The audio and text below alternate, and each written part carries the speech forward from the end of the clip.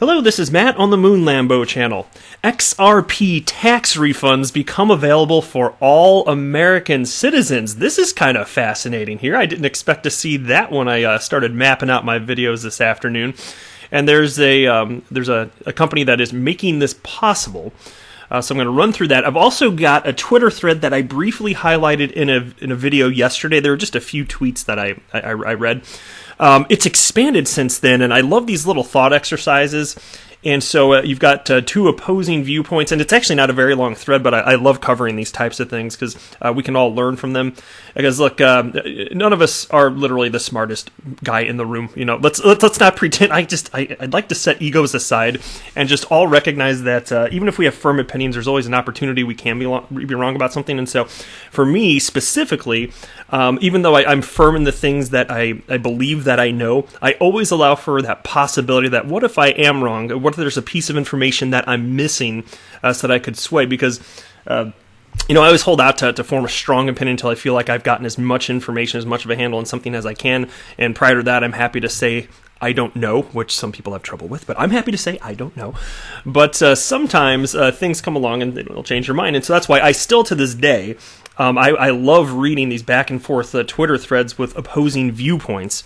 And this one involves none other than Galgatron, who I believe is one of the more insightful individuals in our XRP community. So lots of fun stuff to talk about in this video. But before we go any further, if you would please delicately tap that like button. And if you're a fan of Ripple and XRP and thoughtful discussion on the matter of cryptocurrencies, especially XRP, go ahead and subscribe to the Moon Lambo channel. It's an XRP-centric channel, damn it. So, if that's your jam, then you're going to like this stuff. But let's dig in. But first, I do want to give a shout out to LRGXRP, who tagged me in this piece. Thank you very much. I do appreciate this. And he provided the link to Business Wire, which I believe was the official press release of this, if I'm not mistaken. I'm trying to think back if that's how it was labeled when I was reading it earlier this afternoon. But here you go. Refundo announces IRS and state income tax refunds in Bitcoin Cash, Ethereum, and Ripple. Now, we know when they say Ripple, they're not talking about the privately held company based out of San Francisco. You're not going to get paid out in a privately held company that's based out of San Francisco. They mean XRP. Okay, so there we go. But I got the cut of their jib. So I'm going to jump over to this article from you today that's covering this. So XRP tax refunds become available for all American taxpayers.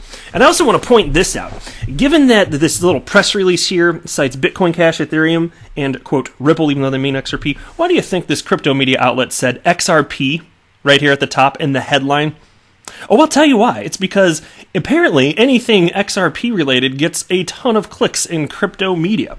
So I can't blame them. If it's good for their business, whatever. I gotta admit, anything that has XRP in the headline, I'm certainly more likely to read about when I'm frequenting all the crypto media outlets that I check out on a daily basis. So a tax service provider, Refundo, has just made an announcement about allowing its customers to receive state or federal tax refunds in XRP, Ethereum, or Bitcoin Cash, the company's press release states.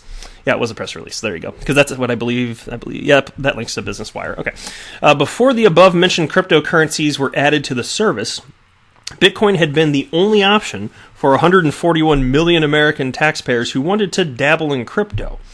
Refundo introduced its CoinRT product that allows receiving taxes in Bitcoin back in May of 2019 after forming a partnership with leading crypto-oriented payment processor BitPay. Now, the modus operandi of CoinRT is very simple. One has to create a unique account and prepare his or her tax returns to later e-file them with the IRS. After receiving tax refunds from the agency, CoinRT will convert them into your preferred crypto and send it directly to your designed wallet. So, of course, it's not specifically like the government's doing this, but still a middleman that's willing to do this for people that, if they so choose, they can engage in this. This level of convenience comes at a price. Refundo customers are required to pay a flat fee of $34.95. Now, Roger Chinchilla, CEO at Refundo, says that this allows their customers to access refunds in a seamless manner. And here's a quote: "We love new technology and we're always looking for opportunities to help our customers get access to their tax refund in a seamless manner, and however they see fit," she said in a statement.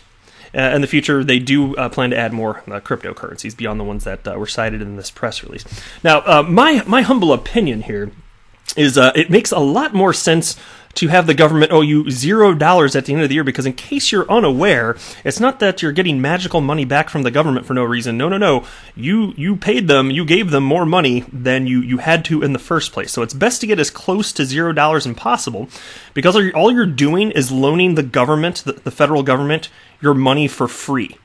Does that sound ideal? No. And if anything, hell, break even at zero or owe them money, so that in the meantime you can, you have your money, invest it, because in the meantime, presuming markets aren't in a downturn at least, as is most of the existence of, humanity, or, the existence of the United States, generally markets are on an upward bend, obviously, just look historically. So over your lifetime, if you're just, instead of letting the government hold your money for you, which makes no damn sense, and you just go ahead and either owe them a small bit or keep it as close to zero as possible, in the meantime, you can actually invest that money. Think about that. I'm just saying. That's why for me, and it's actually not that difficult to do for most people. Now, I own my own company, and it's an LLC that's taxed as an S corp, and it starts to get a little bit messier because all the profit from my company flows through my personal tax return, so it's actually harder for me to get it to zero than you might think.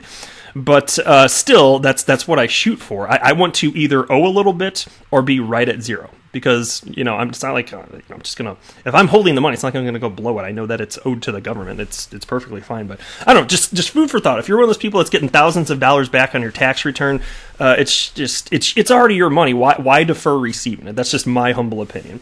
Now, some people say it feels good to get that. Okay, I've heard that argument, but it doesn't make financial sense. So if you really want to get that, get that positive feeling, get the tingles when you get that check from the government, okay, but it was your money all along, and you just, you could have had it sooner. So, I don't know. Just saying.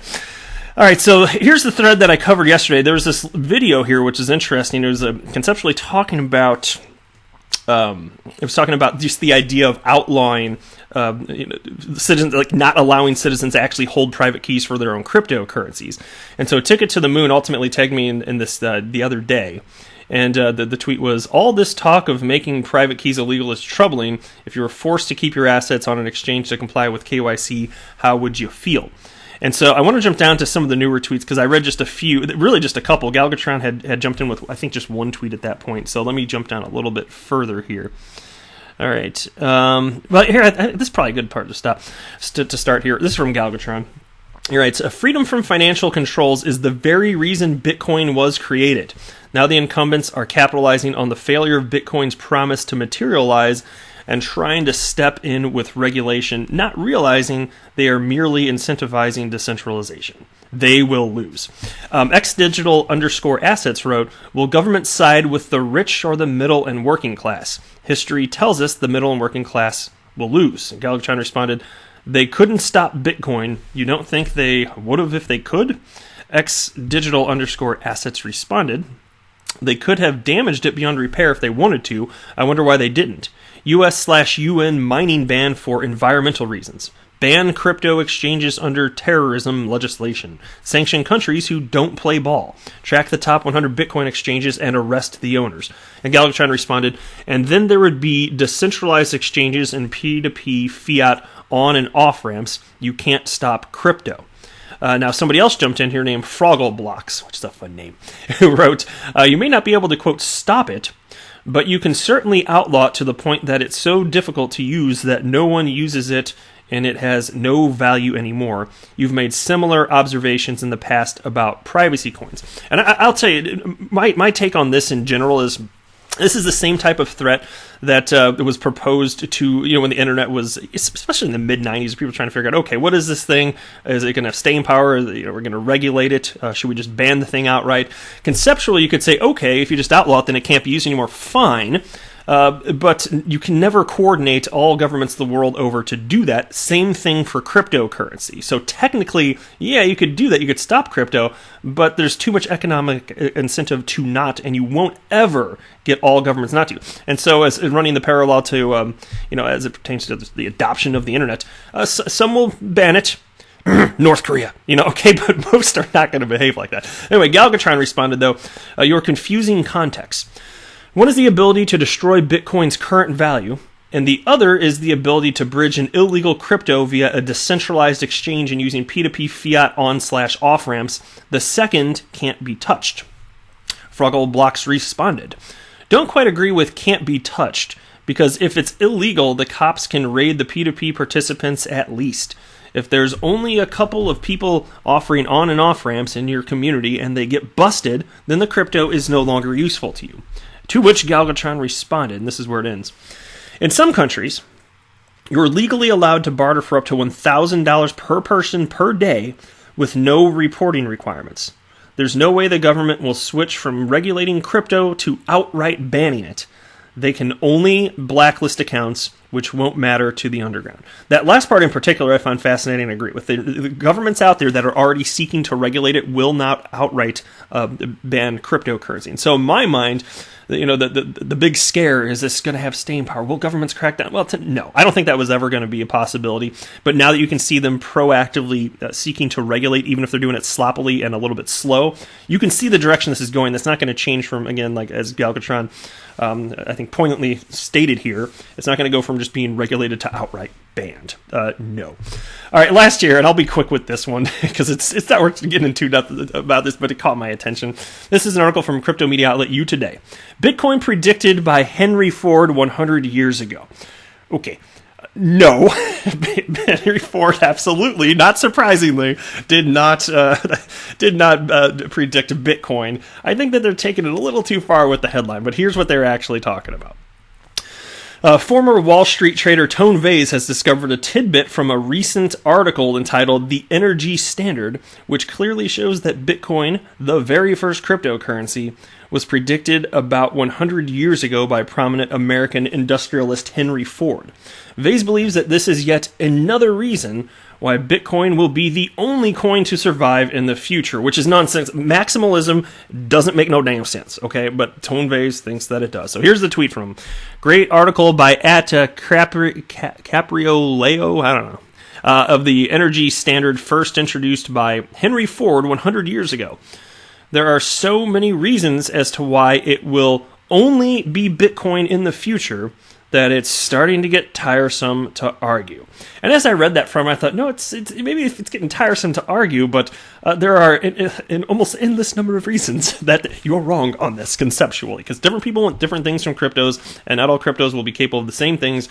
People have different motivating factors for why they'd adopt certain cryptocurrencies. There's too much. Like, you're wrong, Tone. I'm sorry. You're not a stupid guy, but you're wrong. And he's also you guys have heard me cover the stuff that he said about Ripple and XRP, right? He's coming from an ideological point of view. That's where this is coming from. It's not like for me, it's not necessarily entirely a thinking point of view from what I've read from him. It's just ideological. And you can see here. So the Energy Standard, and here's the quote that was covered in this piece. So Ford was a century ahead of his time. We now know that an energy-backed currency can work. In 1921, Ford posits some advice for the skeptical. And here's the quote from Henry Ford. It's simply a case of thinking and calculating in terms different from those laid down to us by the international banking group, to which we have grown so accustomed that we think there is no other desirable standard. Yeah. So that's the quote right there that led to this headline. Bitcoin predicted by Henry Ford 100 years ago. Nope. Taking some liberties with the context there. But that's it for this video. I am not a financial advisor. Do not buy or sell anything because of anything that I say or write. That would be a very, very, very bad idea. Until next time, to the moon, Lambeau.